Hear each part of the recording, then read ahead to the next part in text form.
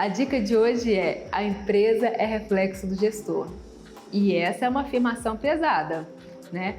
O que acontece? Todos nós temos as nossas características, as nossas qualidades, os nossos defeitos. E quando a gente tem uma empresa, todas essas características, elas são ampliadas e são colocadas à prova.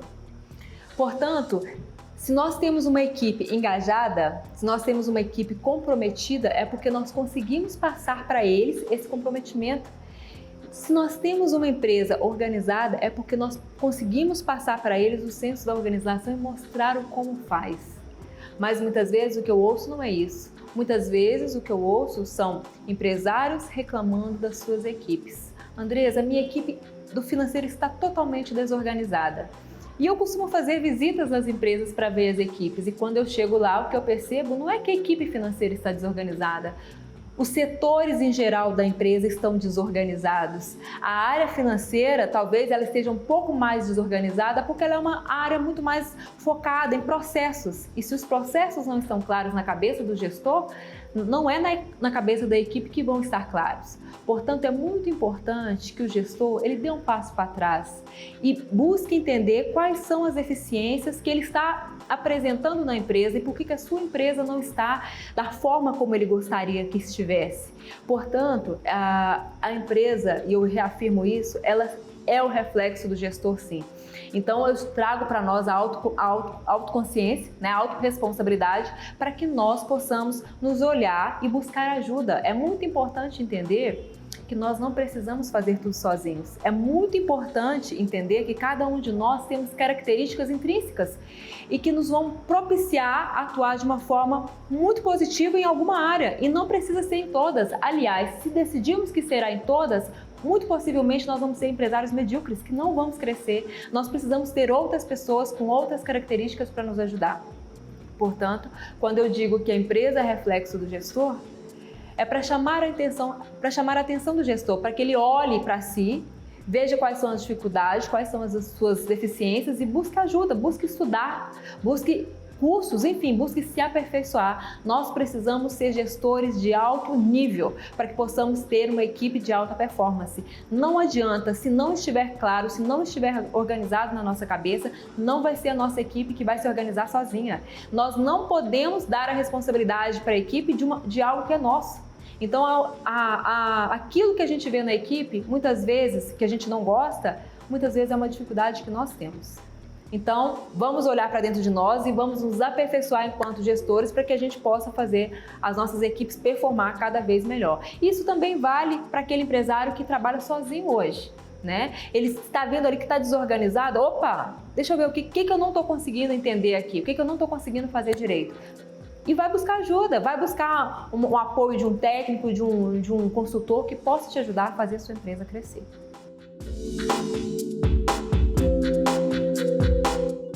A dica de hoje é porque eu preciso me preocupar com processos e pessoas dentro da empresa. E essa dica, ela é fundamental para que o negócio se expanda. Por quê? Muitas vezes a gente pensa assim, meu negócio é pequeno, eu não preciso ter tantos processos escritos, né? Eu não preciso ficar pensando em pessoas e em qualidades, em características. Gente, mesmo que a empresa seja pequena hoje, a gente precisa olhar para a nossa empresa com visão de futuro. Nós precisamos ter pessoas ali competentes para desenvolver a nossa empresa. Então, muitas vezes, a gente seleciona uma pessoa aleatória, sem muitas habilidades, e essa pessoa não vai atender o que se precisa, não vai ajudar a empresa a crescer. Andresa, eu tenho um amigo e eu vou trazer ele para trabalhar comigo. Não. Esse amigo, ele tem as habilidades que precisa? Então, nós precisamos olhar nossa empresa, mesmo que hoje ela seja pequena, como uma empresa que lá na frente tem uma potencialidade, que ela vai crescer e nós precisamos de pessoas competentes. E para empreendedores, empresários maiores, que já têm uma equipe formada, o que é muito importante é saber que cada pessoa precisa estar no seu lugar. A parte da seleção de pessoas, a parte de seleção dos nossos colaboradores é muito crítico. Nós estamos trazendo pessoas para dentro da empresa e essas pessoas precisam ter qualificação e a gente precisa desenvolver nelas a cultura da empresa, o que nós queremos. Nós não podemos contar com colaboradores que não estejam desempenhando o seu melhor papel. E nós precisamos treinar. Esse é o papel do gestor. Esse é o papel de todos nós que conduzimos empresas. Nós precisamos treinar, cuidar das pessoas, porque são essas pessoas que vão fazer a empresa crescer. Então, treinamento é primordial na parte de pessoal. Agora, por que a gente vai falar de processo, né? Muitas vezes, quando a gente vai conversar sobre a área financeira, eu costumo dizer que a parte financeira não é confiança, é controle. É controle e eu sempre digo que tem a parte do controle e tem a parte da confirmação das informações, da comprovação das informações, essa é a palavra. Então, Andresa, eu fui tomar um café, mas eu não peguei um comprovante, então não atendeu. Porque no financeiro, você fez uma despesa, você comprou algo, eu preciso da comprovação que você comprou. Você gastou alguma coisa, eu preciso saber o que foi que você gastou. Você vendeu, eu preciso do comprovante da venda. Então, essa é uma parte do processo. Né? A parte do processo do financeiro, só que todas as áreas da empresa trabalham com processos e quando você trabalha com processos, as coisas não ficam só na sua cabeça, as coisas ficam claras. Então, hoje o João chegou, ele vai ler os processos e ele vai fazer o que precisa ser feito. A Maria chegou, a Maria lê os processos e faz o que precisa ser feito. Ou seja, qualquer pessoa é capaz de fazer aquilo que é para ser feito. Agora, se você tem os processos só dentro da sua cabeça, se só você sabe como fazer, você vai ficar refém de você mesmo. E aí acontece quando muitas vezes que o empresário ele não consegue tirar férias, ele não consegue descansar, porque ele tem que estar na empresa, o processo só está na cabeça dele. E como é essa parte de processo? É o como fazer. O como é que tem que ser feito aquilo. Eu tenho que fazer. Para fazer, então, vamos pensar no financeiro. Para fazer o financeiro, o que eu tenho que fazer? Eu tenho que relacionar todas as contas a pagar, eu tenho que relacionar todas as contas a receber. Então, existe um processo para ser feito isso, seja no sistema, seja numa planilha, enfim, os processos é o descritivo de como fazer. E mesmo que a sua empresa hoje não esteja num patamar que precise de tudo, Andresa, eu trabalho sozinho, eu preciso disso, Precisa, porque você está sozinho hoje, mas você não estará sozinho. Você não quer estar sozinho daqui para frente. A sua empresa precisa crescer e para crescer, tenha claro os processos. O processo vai permitir que a empresa cresça de forma sustentável, que esteja tudo organizado e na empresa as coisas precisam ser organizadas. Então, 2 pilares importantes: contratação de pessoas e descrição de processos. Para qualquer empresa, isso é fundamental para o crescimento.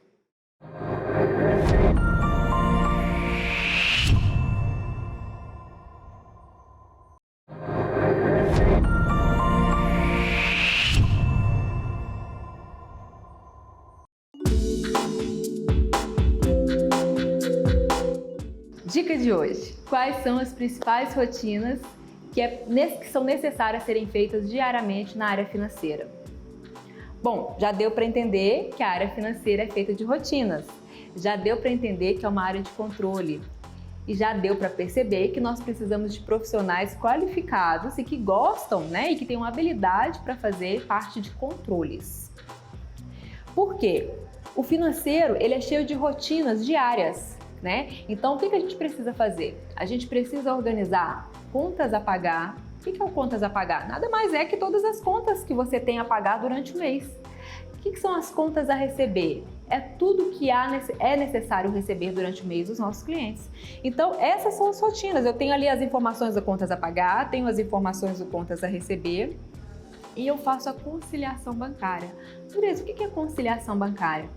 A gente não falou que a gente tem contas para pagar? Então, diariamente a gente tem contas para pagar. E aí, a gente tira o extrato no dia seguinte e verifica se todas aquelas contas que a gente agendou para pagar foram realmente pagas, né? A mesma coisa é as contas a receber. Bom, eu tenho uma série de clientes. Será que todos os meus clientes me pagaram? Ou será que não? Por quê? Eu preciso ter esse controle. Fazendo o controle diário, eu consigo ver tudo que está sendo pago corretamente, tudo que está deixando de ser pago por alguma razão, que pode ser falta de saldo bancário, que pode ser por alguma rejeição qualquer do banco, enfim, eu tenho um controle de tudo que foi pago, de tudo que está pendente e de tudo que foi recebido também.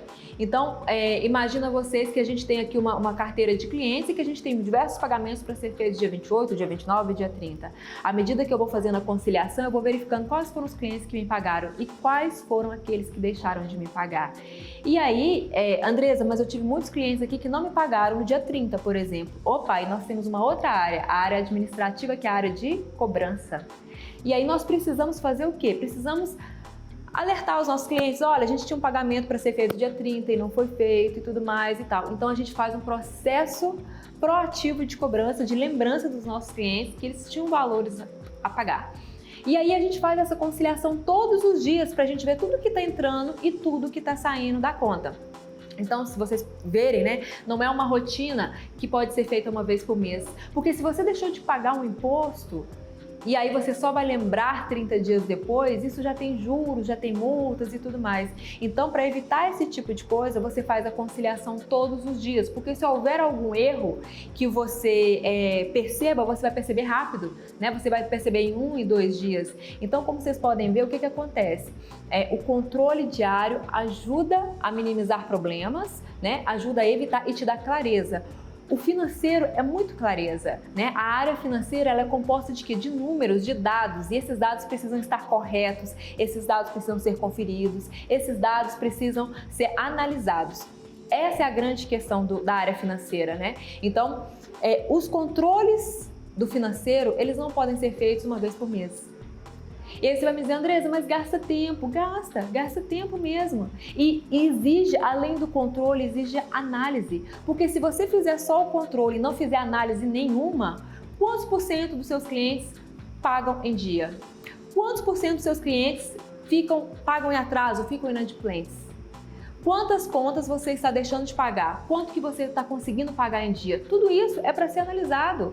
Você não tem um número ali, você simplesmente um número e eu não faço nada com ele. Não faz sentido você ter número se você não fizer análise, se você não observar esses números e tomar decisões baseadas nos números. Os números, eles te mostram a realidade da empresa. Você precisa olhar para eles e, a partir deles, tomar decisões assertivas que façam sua empresa crescer. Portanto, o financeiro, sim, é feito de rotinas. Por isso, qual é o tipo de funcionário que você tem que ter na área financeira? Um funcionário de altíssima organização, um funcionário que goste de disciplina, um funcionário que goste de números, que seja analítico. Esse é o profissional do financeiro, é o profissional ideal para o financeiro. É claro que outras pessoas podem desenvolver habilidades e podem também atuar, mas os melhores, eles têm essas habilidades.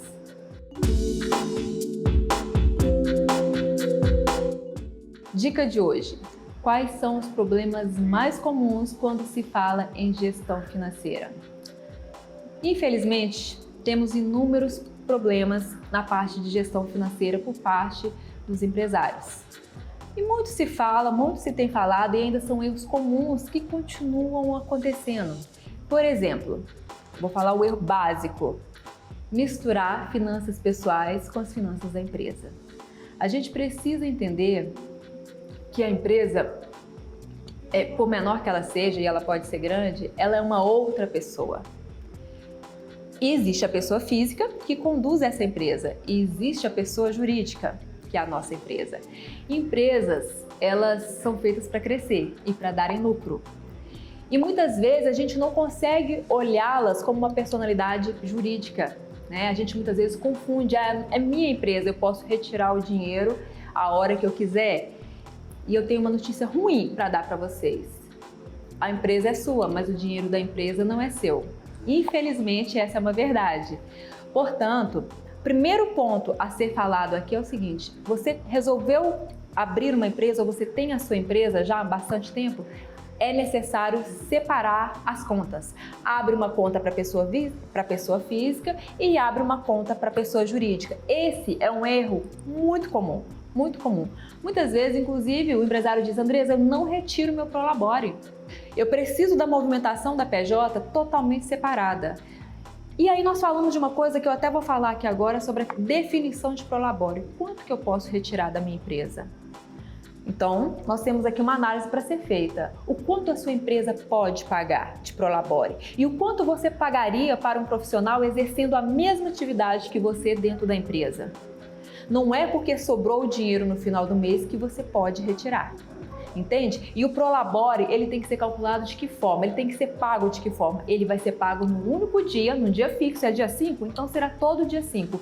E no valor único, não vai haver retiradas picadas. Andresa, mas eu resolvi tirar um Prolabore, mas ele não foi suficiente.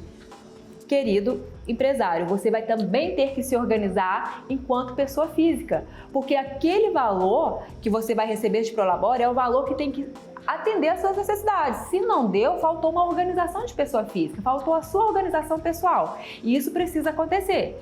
Agora, o que não faz sentido é você ficar retirando diversos valores picados da empresa no momento que você acha interessante para pagar uma conta, para pagar outra coisa. Então, isso não pode acontecer. Se você abrir essa conta, pessoa física, pessoa jurídica, separar a movimentação e começar a usar o valor do seu Prolabore, que não é qualquer valor, é o valor que a empresa consegue pagar para você e é o valor referente a um profissional que estaria exercendo a sua mesma função. E aí, se você consegue retirar esse valor, você precisa aprender a viver com ele. Então, isso é um ponto de análise, uma chamada de atenção para todos os empresários, né? Bom, e voltando então, a gente precisa dessa separação. Esse é um dos primeiros pontos e que é muito comum. E a gente fala muito sobre isso, mas é muito comum e continua acontecendo. Um outro problema que a gente pode falar muito também é sobre a questão do planejamento financeiro. Muitas empresas não fazem o seu planejamento financeiro e nós vamos falar sobre isso. Mas tem outras questões, por exemplo, também não dar a devida importância ao fluxo de caixa. Andresa, o que é o meu fluxo de caixa? O fluxo de caixa, ele é uma ferramenta extremamente importante para quem sabe usar. O fluxo de caixa, ele é uma demonstração aonde mostra as entradas, né, a receita, o faturamento e aonde mostra as despesas variáveis, despesas fixas e ali eu tenho um valor final que é a minha geração de caixa. Ou seja, é o recurso que realmente sobra no final do mês para a empresa, né? E esse dinheiro, Andresa, sobrou, posso pegar? Como a gente falou, não pode pegar esse valor. Esse valor ele vai ter outra destinação, que é o quê? A gente pode dizer o que? Eu tenho esse valor aqui, eu vou destinar parte da reserva de pré-emergência, mas eu também posso investir, guardar para investir na própria empresa e fazê-la crescer.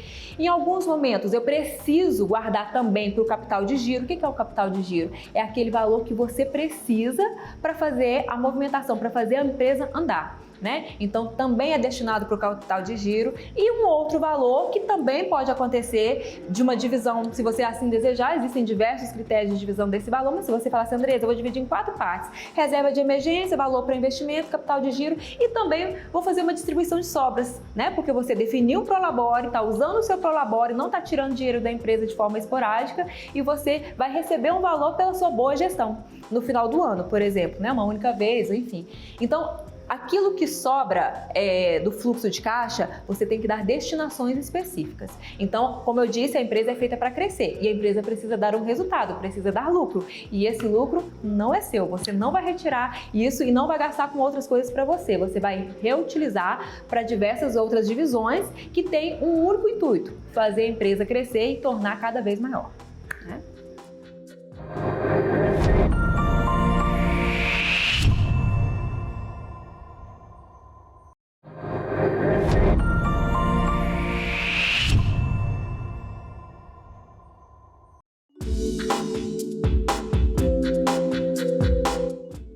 A dica de hoje é qual é a importância do planejamento financeiro dentro das empresas. E aí nós vamos falar aquele ditado, né? Quem não sabe para onde ir, qualquer lugar serve. Assim que nós vamos começar essa conversa.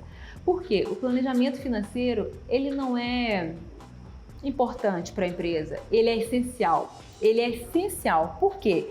Quando você faz um planejamento financeiro, você está olhando lá na frente. Você já tem a visão de futuro. Aí você vai me dizer, poxa, Andresa, mas tudo muda o tempo inteiro, né? Mas aí você vai pensar no planejamento financeiro como uma mala de mulher, quando ela vai fazer uma viagem. Você imagina que uma mulher, quando ela faz uma viagem, ela fala o seguinte, mas pode chover.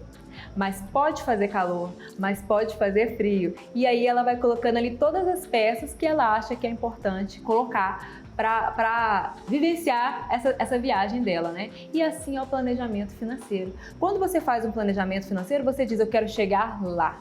E você já sabe aonde vai chegar. Mas aí você começa também a pensar em todas as possibilidades do que pode acontecer e que pode fazer com que você não chegue. Então, minimamente, todas as empresas precisam ter um planejamento financeiro. Porque quando você estabelece metas. Quanto que eu quero de receita? Quanto que eu quero desse serviço? Quanto eu quero daquele outro serviço? Então, isso é muito importante. A mesma coisa é as despesas. Andresa, eu quero crescer 30%. E aí eu te pergunto, você consegue crescer 30% com os funcionários que você tem hoje? Aí você vai dizer, não, eu não consigo.